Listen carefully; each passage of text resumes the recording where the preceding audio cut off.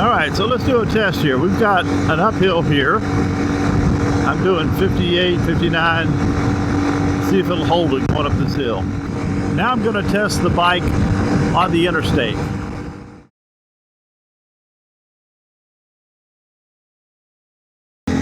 A while back I did a video when I originally got this Honda 300L Rally. My video was about how fast will a 300L Rally cruise. When these bikes first came out in 2021, there was a lot of questions from people. Like, can this be the unicorn bike? Can this bike be everything? But really the question was, is the bike fast enough? It's a 300, but is it fast enough to be pressed into duty as a lightweight adventure bike in terms of its highway performance? And so I thought I'd give other people an idea of just what this little bike is capable of. And so I went out on the highway and I did some runs on it. So the people that were interested in the bike would have an opportunity maybe to see an unbiased opinion on how the bike performs, see if it might be a good fit for them.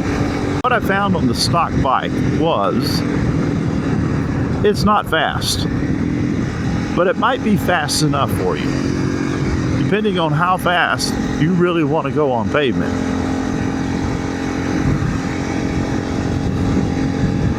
It performs, I've upgraded the suspension, and the bike performs just fine in the dirt for me. It does great on the back roads like this one right here. Easily powerful enough to do what I wanted to do. It was on the highway where the bike was a little lacking. And I think that was a combination of two things that caused it not to be that great at highway speeds. Number one, there's a fairly sizable gap between fifth and sixth gear. And so if you shifted at your normal RPM range from fifth into sixth, and you were in any challenging conditions, you're heading into a headwind, or you were going uphill, then the bike didn't have enough torque, enough power to maintain speed, shifting from fifth to sixth at your normal shifting point. What I discovered what I had to do, I had to shift late from fifth to sixth. I had to really get the RPMs up. But in any challenging conditions, I would need to rev the engine up to about 7,000, 7,500 RPMs before shifting into sixth gear in order to be able to hold sixth gear or continue to accelerate.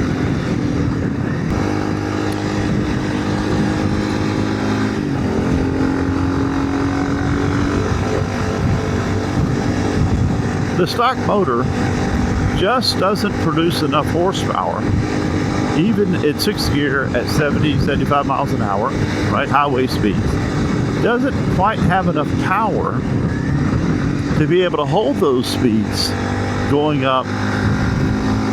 uphill or into a stiff headwind.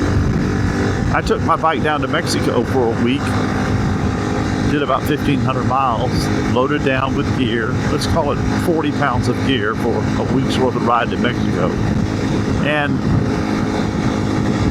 I could run 70 miles an hour. It was close to wide open, but I could do that, and I did it several days for hundreds of miles. But when I would hit a fairly long incline or a fairly steep incline, the bike would not hold speed.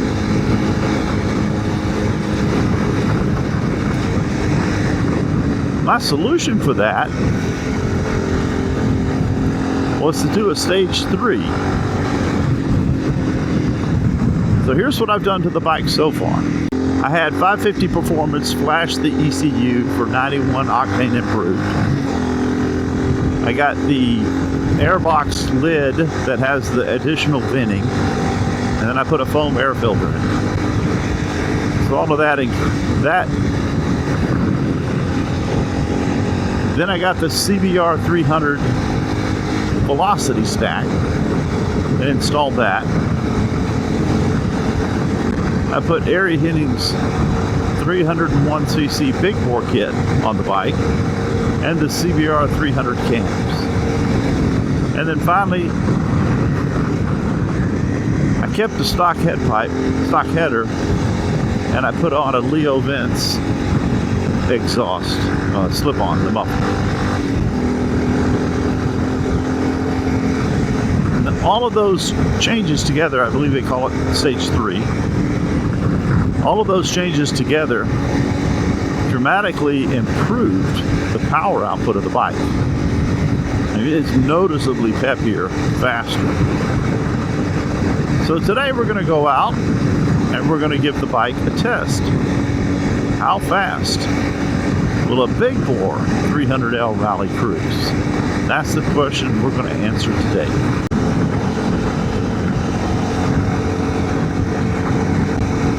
All right, so let's do a test here. We've got an uphill here. I'm doing 58, 59. See if it'll hold it going up this hill. Yep, pretty much. No problem.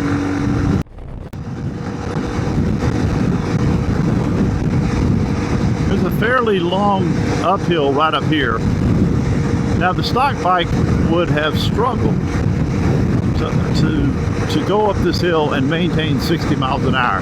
If I was running wide open throttle, it would have a little more power, a little more torque, it would have done it. But it wouldn't have done it at 60 miles an hour because of that gap between 5th and 6th. So let's see what it'll do. I'm doing right at 60 miles an hour. And we're on the hill now, it's climbing. Give it a little gas, see if it'll hold it. Yep, no problem. In fact, it's actually accelerating up the hill. So a hill like that previously, it would not have been able to do that. It would have lost power. Another uphill, not as long or steep. Easily climbing it and holding 60 miles an hour, no problem.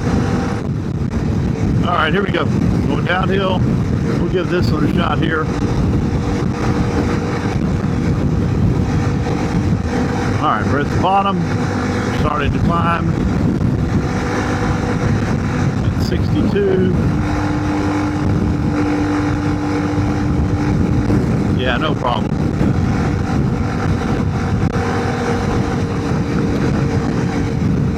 All right, so it's impressive what it'll do at 60 miles an hour compared to what it would previously what it was. It would not have done this. It would have struggled to hold these speeds. I would have had to, in the past, with the stock motor, I'd have to get the RPMs higher in order to be able to hold going up a hill like that. The big bore kit and the other changes, the entire stage 3 makes a noticeable difference in power. See, it's not holding this, losing ground on this one. And now speeding up. So that was a little steep for it. It wasn't quite high enough RPMs to hold that. So still some limitations. It is still a 300, but noticeably improved. Now I'm going to test the bike on the Interstate. I just jumped on Interstate 10. Speed limit is going to be 75. So let's get up to 75. Going uphill right now. Bike is climbing. I do not have it at wide open throttle.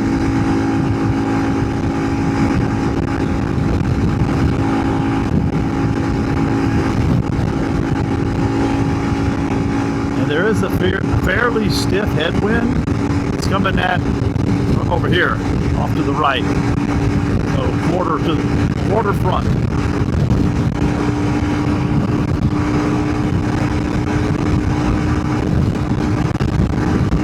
I am up to 75 miles an hour.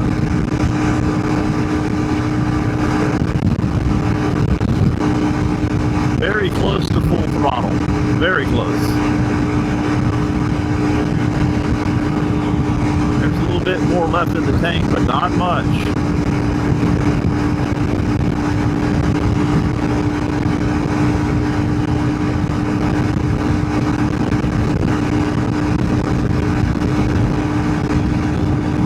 I can feel that headwind.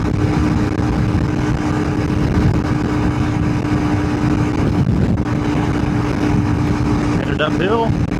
I've got it pegged right now, 73 miles an hour, 74. It's hovering 73, 74. This is not a very steep uphill. I'm losing speed now. It won't hold it. This is the steepest part of the hill here. You see the bike moving around from my headwind.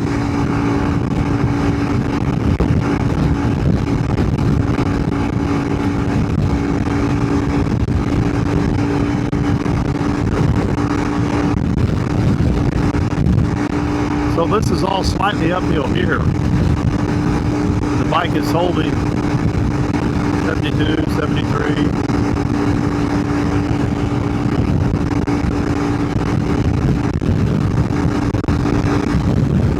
All that movement is where the wind is hitting my helmet.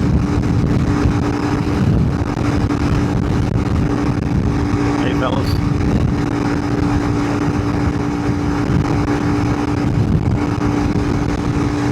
Climbing again, 72, holding steady, 71.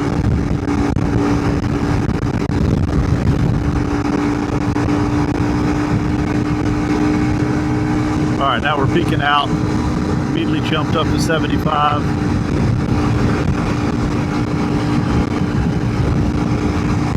Headed back down.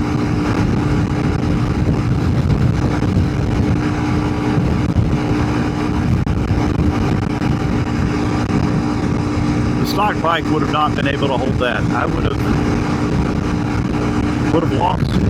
have lost speed under these conditions. I would have had to downshift to downshift to fifth. Probably ended up going about 55, 60 miles an hour.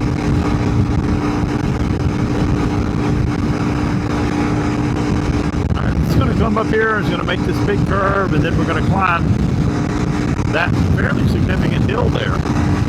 So we'll give it another shot. 75 miles an hour. And about time to climb the hill. And we're starting up. I'm at full throttle. Let's see if we can hold this.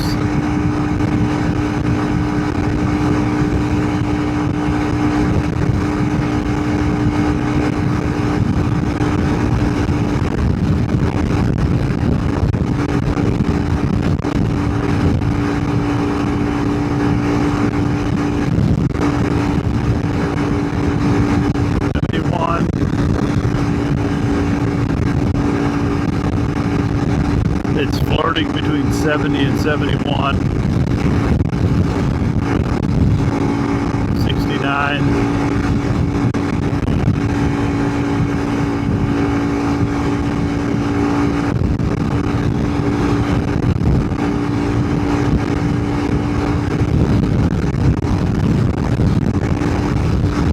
So we lost some, 4 or 5 miles an hour going up that hill against the headwind.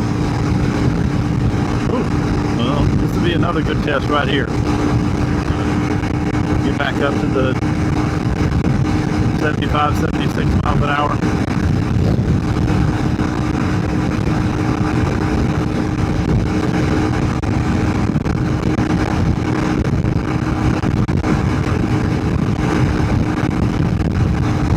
All right, little Joshua tweak, and now full throttle, and we start climbing right now. 73 starting up the hill.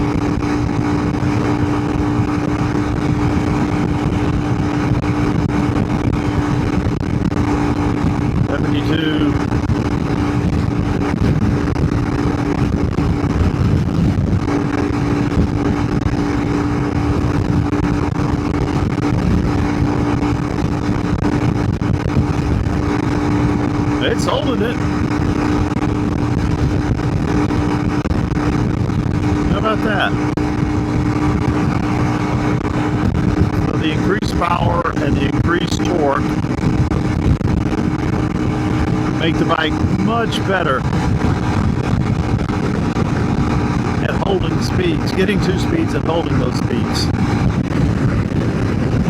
All right.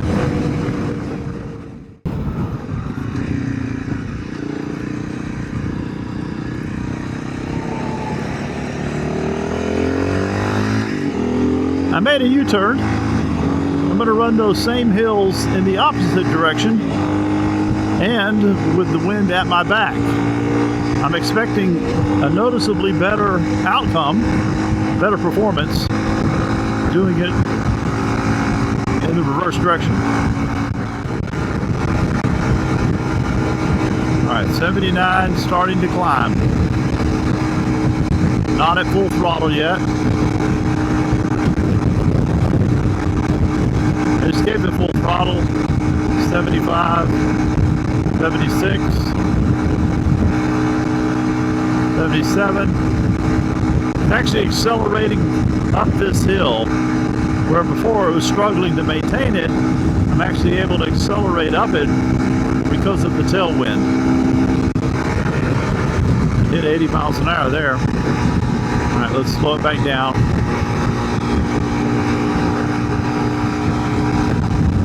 That's pretty good.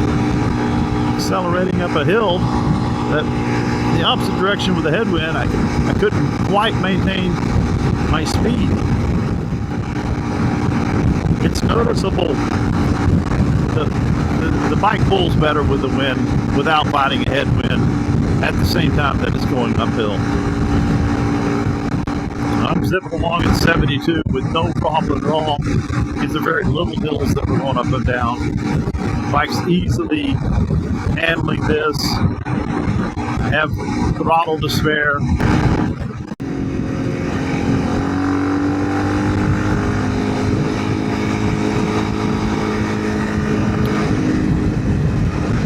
All right, let me sum it up. The Honda CRF300L Rally is not a fast bike. If you're looking for a fast bike, this is not the bike to buy.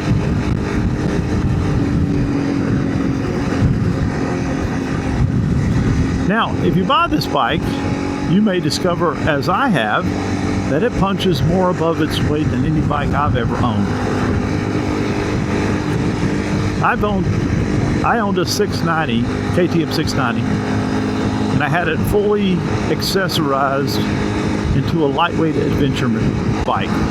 That was its primary purpose. I had upgraded it significantly, including installing a Lynx fairing to turn it into a BDR type bike. When I got the Honda 300, I didn't ride the Honda 300 very long, and I upgraded the suspension. And after I did that, I realized I liked everything about the 300 more than I liked the 690, aside from the engine. Now clearly the 690 makes a ton more power than this bike, but everything else about this bike I really liked, and I still do. My challenge with the 300 was it wasn't quite fast enough. Easily fast enough on these back roads, no problem. It was at highway speeds where it was a bit challenged. I don't spend a lot of time on highways, and I try to spend no time on the freeway, but on the highways I do want to be able to run 70 miles an hour when the speed limit's 70 and I'm legally able to do that. And this bike struggled to do that with me on it, loaded down with gear. Plus it had that big gap between 5th and 6th that I've already talked about. I remember not long after I bought the bike, I went out to southwest New Mexico to the Gila National Forest. And that was 6,000 and 7,000 feet of elevation. And on the uphills out there, the bike really struggled to hold 6th gear. In fact, most of the time it wouldn't do it. 5th was the best that I could do. That was early on in the ownership. And And while I had done the break-in at that point, the motor wasn't completely broken. It only had 1,000, 1,500 miles, something like that on the bike. So as the motor has gotten more miles on it, loosened up, it's better able to run those kinds of speeds. But still, not quite fast enough. With the Stage 3 mods, the big bore kit, the Leo vents, the cams, the CRF300 cams, the velocity stack, the ECU reflash, the increased air through the airbox, all of that has made this bike noticeably faster. So while it's still not fast, what I would say is it's fast enough.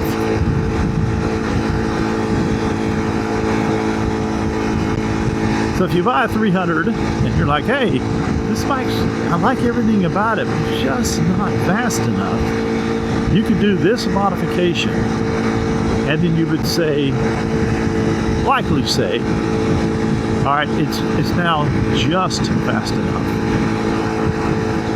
It'll meet your needs. It will run the highway. I wouldn't spend much time on the freeway on it, but I wouldn't be terrified of getting on the freeway, knowing that I could run 70 to 75 pretty much wide open, but at least I can run those speeds at will, right? So that's my summary. What about cruising speed? Well, what about cruising speed? I would say the stock bike with me on it, cruising speed would be 55 to 60. And what I mean by cruising speed, a speed that it could comfortably hold under most conditions, right? Easily hold it on flat ground, but on uphills or in a stiff headwind, you got to give it more throttle in order to be able to hold those speeds. So not wide open speed, cruising speed. I would say the Stage 3 upgrades put the cruising speed of this bike 60 to 65.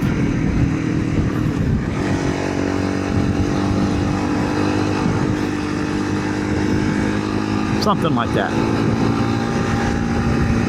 You'd have some power on reserve, in reserve. You would have power in reserve.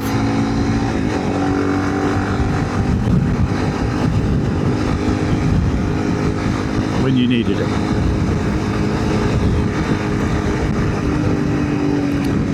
All right, well, thanks for watching, and that's my report on how fast will a 300 big bore cruise. Trail Boss out.